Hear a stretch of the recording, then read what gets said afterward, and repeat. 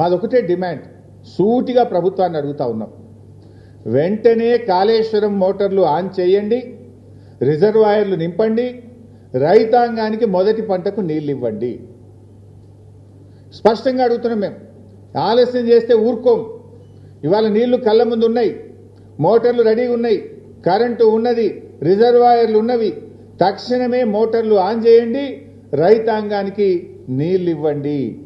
లేదంటే మాత్రం స్వయంగా కేసీఆర్ గారి నాయకత్వంలో లక్షలాది మంది రైతులందరం కలిసి కన్నేపల్లికి కదులుతాం, మోటార్లు ఆన్ చేస్తామని చెప్పి ప్రభుత్వాన్ని హెచ్చరిస్తా ఉన్నాం.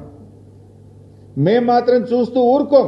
రైతులకు నష్టం జరిగితే బీఆర్ఎస్ పార్టీ ఊరుకోదుగాక ఊరుకోదు. మేము వదిలిపెట్టాం ఈ ప్రభుత్వాన్ని.